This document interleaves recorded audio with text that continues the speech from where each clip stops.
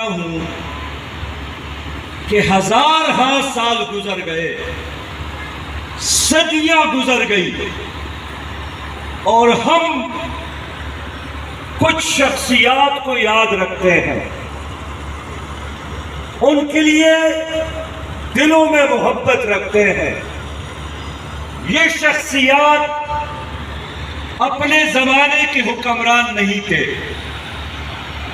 یہ قارون کی دولت اور سرمایہ نہیں رکھتے تھے، یہ فقیر لوگ تھے، لیکن ان کے جانے کے بعد بھی جاننے والے اور نہ جاننے والے سب اس کو یاد رکھتے ہیں۔ وجہ کیا ہے؟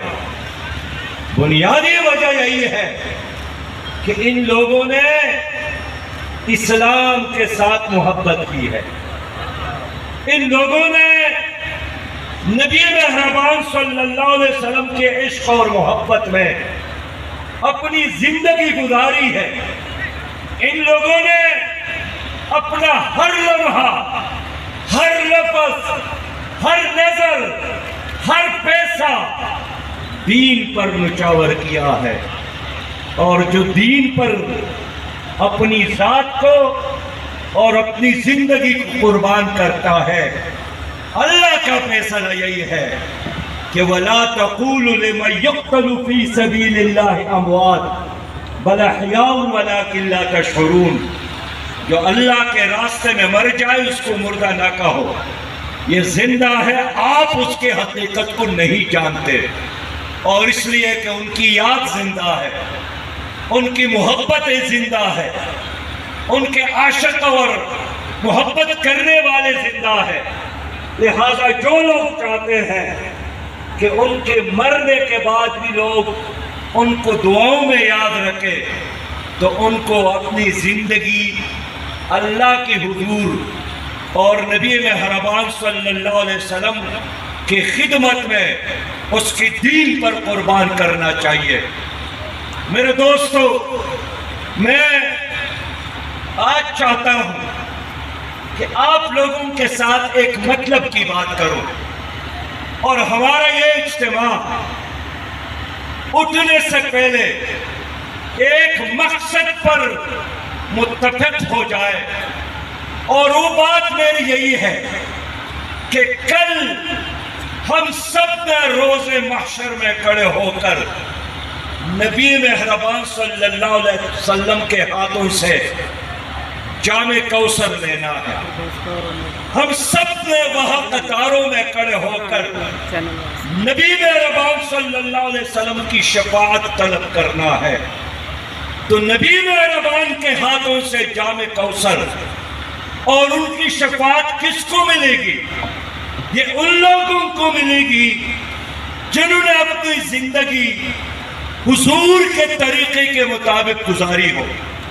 ان لوگوں کے لیے شفاعت ہوگی جن لوگوں نے اللہ کی غلامی کی ہو، غیر اللہ سے بغاوت کی ہو۔ لیکن آج ایک لمحے کے لیے میں آپ سے پوچھنا چاہتا ہوں، ہم 22 کروڑ پاکستان میں مسلمان ہیں، 22 کروڑ بیڑ بکریاں نہیں ہیں، 22 کروڑ پولٹری فارم کے مرغیاں نہیں ہیں، 22 کروڑ عوام لا الہ الا اللہ محمد رسول اللہ پر ایمان رکھنے والے ہیں۔ لیکن کیا ہمارے ملک میں اللہ کا دین غالب ہے؟ کیا ہمارے ملک میں، ہماری عدالتوں میں 73 سال گزرنے کے باوجود بھی انگریز کا نظام ہے یا قرآن کا نظام ہے؟ کس کا نظام ہے؟ آج بھی سپریم کورٹ میں، ہائی کورٹ میں، تمام عدالتوں میں اللہ کے بندوں انگریز کا نظام ہے، قرآن کا نظام نہیں ہے۔ تو ہم سے اللہ کا یہی حکم ہے کہ وَمَن لَّمْ يَحْكُم بِمَا أَنزَلَ اللَّهُ فَأُولَٰئِكَ هُمُ الْكَافِرُونَ، جو اللہ کے نازل کردہ کتاب پر فیصلے نہیں کرتے وہ کافر ہے۔ تو آپ اس سوال کا جواب خود تلاش کریں کہ اگر آپ مسلمان ہیں تو آپ کی عدالتوں میں فیصلوں کا نظام قرآن ہونا چاہیے. اگر آپ مسلمان نہیں ہیں تو پھر جو بھی نظام چلے ان پہ راضی رہنا ہے. پہلا سوال یہی ہے کہ آپ کی عدالتوں میں 73 سال گزرنے کے باوجود بھی نظام قرآن کا نہیں ہے، نظام انگریز کا ہے. رب کا یہی فیصلہ ہے، رب کا اعلان یہی ہے کہ وَأَحَلَّ اللَّهُ الْبَيْعَ وَحَرَّمَ الرِّبَا. اللہ نے تجارت کو حلال قرار دیا ہے اور سود کو حرام. آپ کی اس ملک کا سارا نظام، معاشی نظام سود کی بنیاد پر چلتا ہے. سود اللہ اور رسول کے ساتھ جنگ ہے. نبی مہربان نے فرمایا کہ سود کرنے والا ایسا ہے جیسا آدمی اپنی ماں کے ساتھ بدکاری کرتا ہے، اپنی ماں کے ساتھ بدکاری کرتا ہے. لیکن پاکستان میں سارا نظام سودی نظام ہے. تو پھر آپ سے میں پوچھنا چاہتا ہوں کہ آپ 22 کروڑ عوام، پھر آپ کا نظام کیوں اسلام نہیں ہے؟ پھر آپ کی معیشت کیوں اسلامی نہیں ہے؟ میں نے نبی مہربان پر، آپ نے نبی مہربان پر ایمان لایا ہے.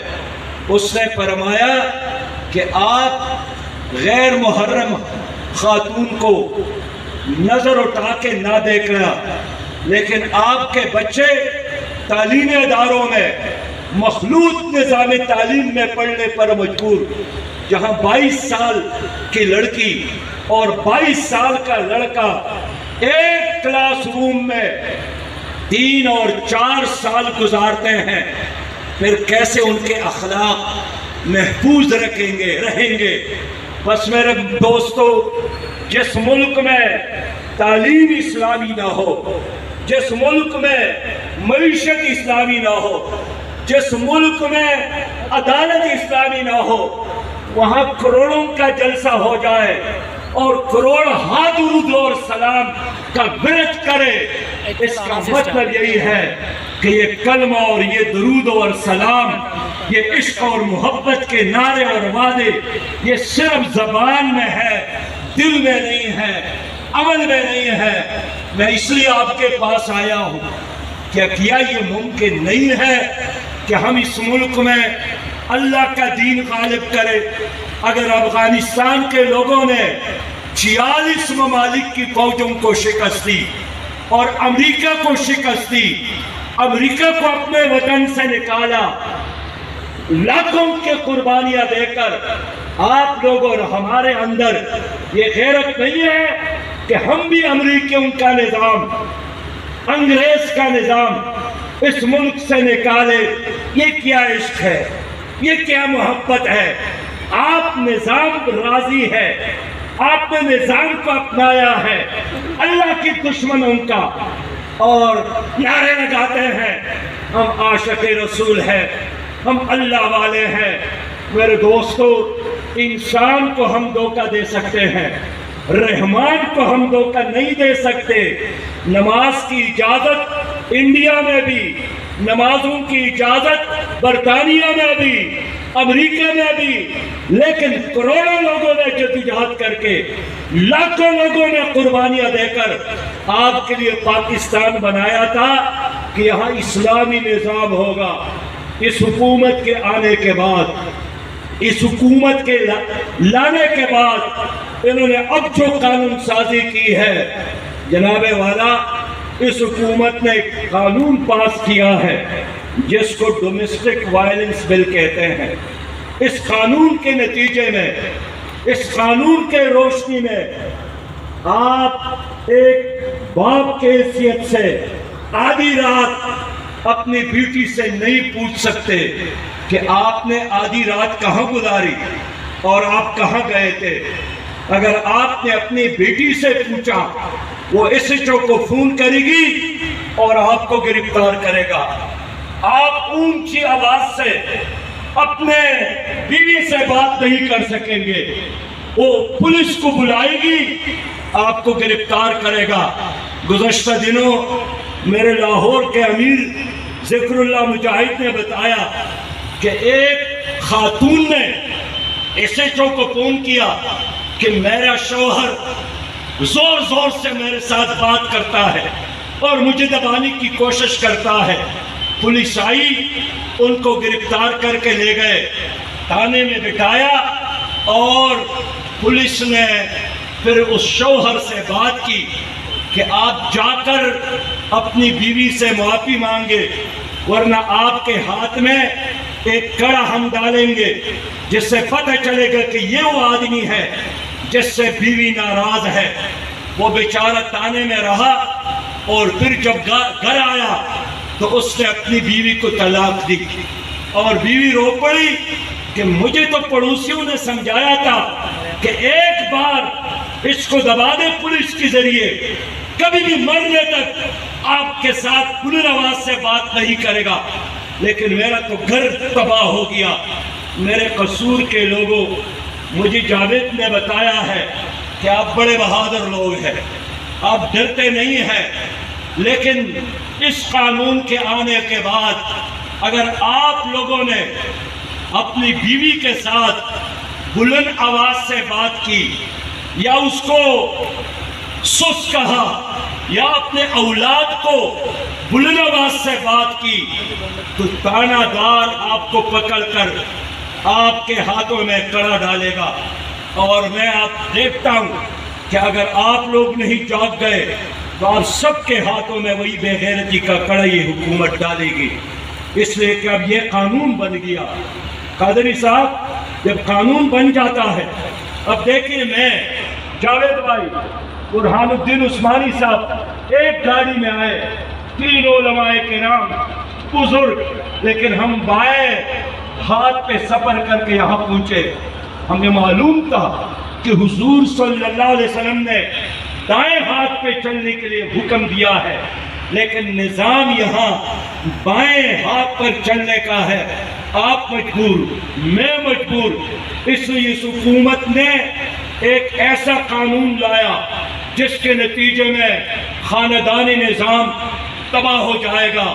میرے دوستو، ابھی جو اس حکومت نے سینٹ میں ایک اور قانون لایا ہے کہ 18 سال سے کم عمر کا کوئی بچہ یا بچی اسلام قبول نہیں کر سکتا ہے۔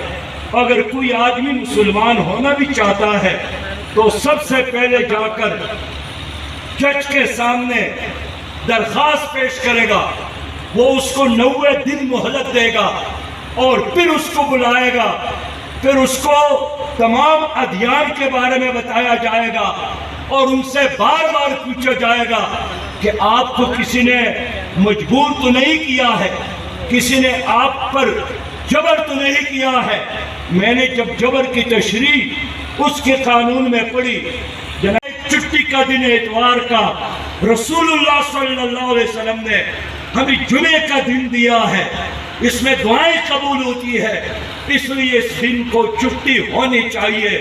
میں نے جب یہ قرارداد سینٹ میں پیش کیا تو ایک طرف سے پی ٹی آئی کا وزیر اٹھا، اس نے میری مخالفت کی، اور دوسرے طرف سے مسلم لیگ کا لیڈر اٹھا، اس نے بھی میری مخالفت کی۔ میں نے دلائل دیے کہ دیکھیے آپ معیشت کی بات کرتے ہیں، معیشت اس دن تباہ ہو گئی جس دن پاکستان میں نواز شریف صاحب نے جمعے کی چھٹی پر پابندی لگا دی، اس کے بعد معیشت کا زوال شروع ہو گیا، اس لیے جمعے کی چھٹی بحالی ہو گئی، لیکن دونوں نے مل کر میری مخالفت کی، اس لیے کہ دین کی دشمنی میں پیپلز پارٹی، مسلم لیگ اور پی ٹی آئی یہ تینوں برابر ہے، یہ تینوں سود پر متفق ہے، یہ تینوں آپ کی عدالتوں میں انگریز کے نظام پر متفق ہے، یہ سب کا سب آپ کے تعلیمی اداروں میں لاڈ مکالے کے نظام تعلیم پر متفق ہے۔ اس لیے میں آپ سے کہنا چاہتا ہوں، ممکن ہے آپ میں سے بہت سارے لوگ ایسے ہوں گے جنہوں نے ان پارٹیوں کو ووٹ دیا ہے، لیکن ان پارٹیوں کو ووٹ دینا رسول اللہ صلی اللہ علیہ وسلم کی دین کے مقابلے میں انگریز کے نظام کو ووٹ دینا ہے، اس لیے کہ 74 سالوں سے ان لوگوں نے تمہاری اوپر یہ نظام مسلط کی ہے۔ تو اگر آج کے اجتماع میں آپ کو ایک تحفہ دینا چاہوں علماء کرام کی اجازت سے، اور وہ تحفہ میں نے سوچا کہ آج اپنے بڑے بھائی ابو الخیر صاحب کے دعوت پہ جا رہا ہوں، تو ان کی مریدوں کو، ان کے ساتھ محبت کرنے والوں کو ایک تحفہ دینا چاہتا ہوں، اور وہ ایک تحفہ بھی رسول اللہ صلی اللہ علیہ وسلم کی حدیث مبارکہ ہے، جو حضرت ابو ہریرہ رضی اللہ تعالیٰ عنہ سے روایت ہے، اور نبی مہربان نے فرمایا ہے من تمسک بسنت عند فساد امتی فلہو اجر 100 شہید، جس نے فساد کے زمانے میں میرے ایک سنت کو زندہ کیا اس کو 100 شہیدوں کے برابر اجر اللہ تعالیٰ دے گا۔ وہ کون سی سنت ہے؟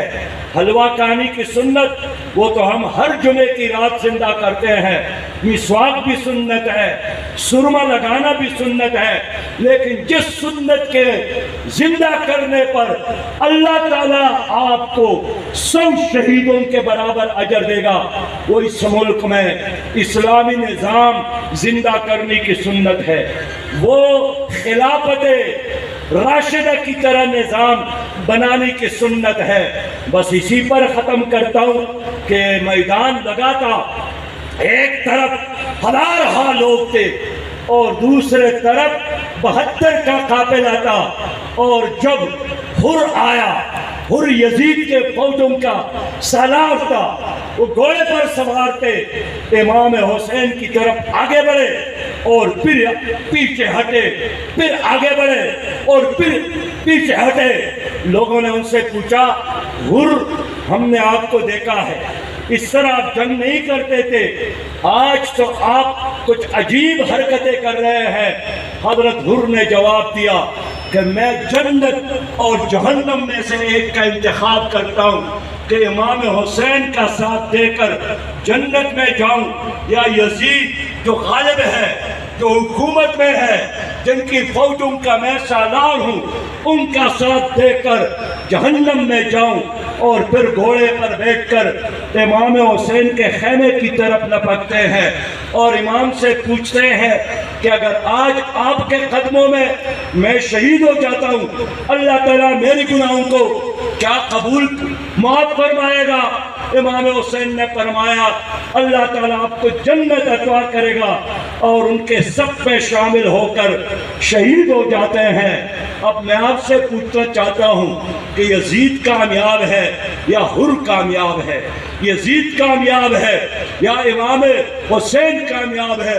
اس لیے دوستو، آج بھی ساری دنیا کا کفر ہمارے ان پارٹیوں کی پشت پر موجود ہے۔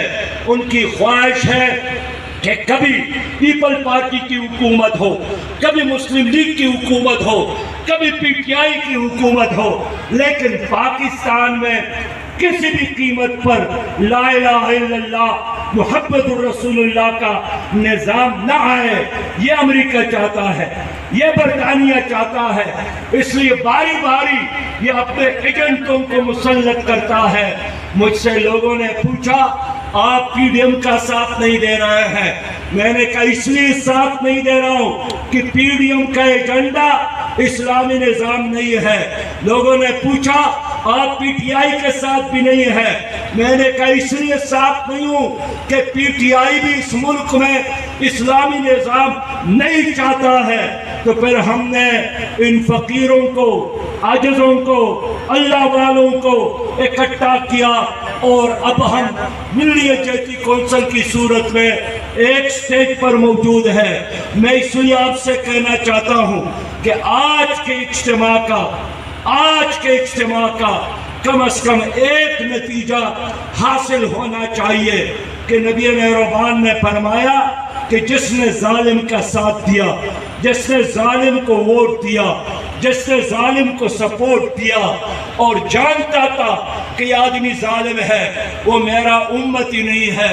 من مشى مع ظالم ليقويه وهو يعلم انه ظالم فقد خرج من الاسلام. اس لیے میرے ساتھ تو کم از کم آج ایک وعدہ کرے کہ آئندہ ظالموں کا ساتھ نہیں دینا ہے، آئندہ ظالموں کو سپورٹ نہیں دینا ہے، آئندہ ظالموں کے جلسوں میں نہیں جانا ہے، آئندہ ظالم کا جھنڈا گھر پر نہیں لے آنا ہے، آئندہ ظالم کے لیے زندہ باد کا نعرہ نہیں لگانا ہے.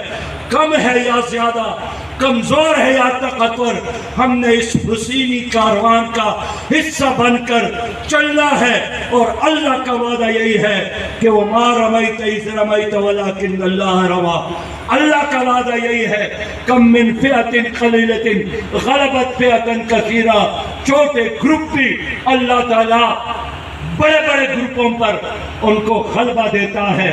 اگر افغانوں کو اللہ تعالیٰ فتح سے نوازتا ہے، انشاءاللہ تعالیٰ ہمیں بھی فتح سے نوازے گا، ہمیں بھی کامیابی عطا کرے گا. لیکن ایک ہی نعرہ کہ جائیں گے مر جائیں گے، اسلامی نظام لائیں گے، جائیں گے مر جائیں گے، اسلامی نظام لائیں گے، جائیں گے مر جائیں گے، اسلامی نظام لائیں گے.